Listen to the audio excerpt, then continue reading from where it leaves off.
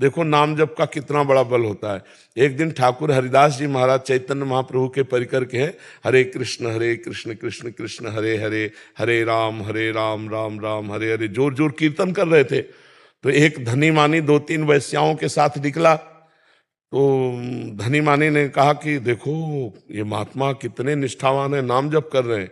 तो उन वैश्याओं में कुछ चंचल स्वभाव की तो होती है, तो उन्होंने कहा हमको एक दिन का अवसर दो, इनकी भक्ति को अभी देख ले हम। उसका ठीक है। और नव युवती श्रृंगार करके गई, और वो हरे कृष्ण कृष्ण कृष्ण हरे जोर जोर बोलते थे ऐसे। वो गई ऐसे करके बैठी, तो उन्होंने देखा, देखते ही समझ गए। भगवत भक्तों के पास भगवत कृपा से इतना ज्ञान होता है कि कौन किस भाव से आया है, समझ गए। तो बस हरे कृष्ण कृष्ण। वो कहती रुको आप हमसे बात करो, हरे कृष्ण।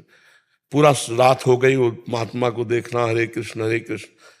दूसरे दिन फिर श्रृंगार करके आई, तीसरे दिन फिर श्रृंगार करके आई, और तीसरे दिन रो पड़ी। जब रो पड़ी तब रुके, कहा क्या कहना चाहती थी? बोले अब तो सब बह गया।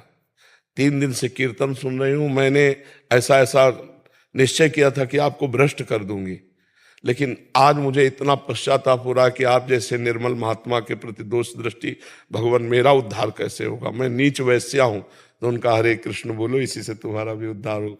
वो उसी दिन से परम भागवत बन गई। और महाराज तो स्वयं परम भागवत है। नाम का बल देखो, एकांत स्थान, और वो आई है सहयोग काम का लेकर के भ्रष्ट करने के लिए। तो अब वहां कोई प्रश्नवाचक चिन्ह था ही नहीं, जवान साधु थे, तो भ्रष्ट होने में कोई देर। लेकिन नाम में इतना सुख है कि भोग में अरुचि, और भोगासक्त वैश्या को भी भोगों से अरुच करा के वहां भागवत बना दिया। नाम में बड़ी सामर्थ्य है। आप नाम की सामर्थ्य को आश्चर्यचकित होकर मानोगे ही नहीं कि ऐसी कहां होती नाम में सामर्थ्य। एक केवल राम जी भक्तमाल का चरित्र है। केवल राम जी, जिनको कुबा केवल राम जी कहते हैं, वो गरीब भगत थे। उनका स्वभाव था जहां वो संतों को देखते दौड़ पड़ते, चरण में प्रणाम करना, घर लाना, चरणोदक उतारना, और जो रूखा सूखा बने सो पवाना। तो जब संतों को आदर मिलता है तो दूसरे संतों से चर्चा करते हैं। तो एक अयोध्या से बड़ी भगवान श्री राम जी की मंडली संतों की उधर से गुजर रही थी। तो पूछा भाई केवल राम जी का घर कौन सा है, बड़े भगत हैं भाई यहाँ। तो केवल राम जी ने जब सुना संत मंडली आई, अरे आज तो नाच पड़े कि आज तो बहुत से संत, खूब आदर पूर्वक घर, पर खाने को नहीं।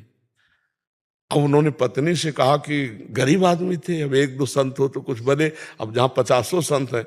तो पत्नी से कहा अब क्या हो सकता है, भगवान आज इतनी बड़ी कृपा की कि इतनी संत मंडली हमारे घर आई, आज पवाने के लिए कुछ नहीं है। तब पत्नी से कहा तुम इनको बैठा लो, मैं कोई ना कोई उपाय करता हूं। तो गए, एक धनी मानी से बात की। तो लोग जब किसी को गरीब देखते हैं, असहाय देखते हैं, तो उसका दुरुपयोग भी कर बैठते हैं। अत्यंत आवश्यकता, वो बिल्कुल गिड़गिड़ा रहे थे कि आज हमारे अगर संतों का भोजन हो गया तो तुम कहोगे तुम जीवन भर तुम्हारी गुलामी करेंगे, आज संत ना भूखे जाएं। तो उनका हमारे एक कुआं खोदवाना है, आप पति पत्नी कुआं खोद देना और हम जो कहोगे संतों को पवा देंगे। तो घी दाल आटा सब संतों के लिए ले गए और खूब चक पवाया। जब संत चले गए तब उन्होंने कहा तो मिट्टी, उस समय 60 हाथ 70 हाथ खोदना तब कुआं खुद पाता था।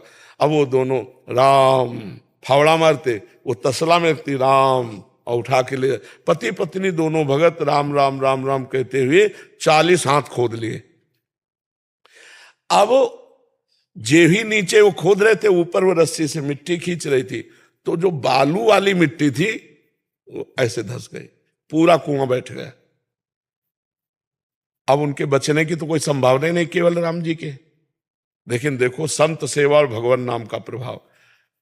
अब पत्नी बहुत व्याकुल, तो सेठ घबरा गया। उसने कहा उस समय के हिसाब से कि हम आपको पूरे जीवन का खर्चा देंगे, आप मतलब विकल मत होइए, और देखो हमारा तो कोई दोष है नहीं, आपने कहा था, और अब कुआं में वो दब गए तो इसमें हमारा क्या। राजी करके पत्नी को कुछ संपत्ति खान पान दे करके निपटा दिया, और वो मिट्टी बराबर कर दी गई। 1 महीना बाद वहां से राजा का दल निकला, तो राजा के कान में सुनाई पड़ा राम राम राम। तो इतना आर्त भाव था कि वो तत्काल चकित हुए, मंत्री से कहा यहाँ ये आवाज कहां से आ रही। तो तो उस आवाज को खोजा गया, तो वहां जहां कुआं था ना, वहां से आवाज आ रही थी। बोले राम राम राम राम, आवाज जो बोले यहां से आ रही महाराज। पूछा यहाँ क्या हुआ था? बोले 1 महीना पहले केवल राम जी थे, बड़े भगत थे, वो सेठ के कहने से कुआं खोद रहे थे, तो मिट्टी धस गई, तो इसी में मर गए, तो हमें लगता है उनकी प्रेत आत्मा है, वो राम राम कहती। बोले नहीं, खुदवाओ इसको। अब वो राजा थे, अब राज सैनिकों के द्वारा देर न लगी, 1 दिन में खोद लिया गया। तो जहां केवल राम जी बैठे थे, उसके एक हाथ ऊपर से परत लग गई थी मिट्टी की, और वो गुफा में बैठे थे, और शीतल जल और सुंदर भोजन सामने रखा हुआ था। 1 महीना तक रोज भोजन, रोज पानी और रोज ऑक्सीजन भगवान दे रहे थे। तुरंत खोला गया, निकाला गया, तो अब उनकी तो महिमा प्रकाशित हो गई, बड़ा चरित्र लिखा। तो उनसे पूछा गया, आपका जी नहीं घबराया? आपको परे? बोले जब मैं राम राम राम, तो मेरे राम जी आए और मेरे साथ बात करते थे, मुझे भोजन पवाते थे, मुझे जल पवाते थे, मैं बड़ी आराम से था। 1 महीना बड़े आराम से हमारा कट। सोचो जरा, ऊपर से पैक हो चुके हैं कि यहाँ घबराहट में प्राण निकल जाए। मान लो ऐसी कोई परिस्थिति भी हो जाए तो घबरा के मर जाए कि हमारी आवाज भी ऊपर नहीं पहुंच रही होगी, हम कब तक बंद रहेंगे, हाय हाय मच जाए। लेकिन राम राम राम राम राम। भगवान शिव ने जो हलाहल विष समुद्र में निकला, रा कह के पी लिया और मां से बंद। राम नाम से नीलकंठ में, कंठ में एक जरा बूंद भी पानी का रोकना कठिन है। भगवान शिव ने हलाहल विष को भगवान के नाम के प्रभाव से रोक लिया। तो नाम में अपार सामर्थ्य, यदि हम लोग नाम जप करें तो जो करना चाहिए वो हम कर पाएंगे, जो नहीं करना चाहिए उसे हम त्याग देंगे। अगर नाम नहीं जप है तो केवल बातों से तो ऐसा होना संभव है।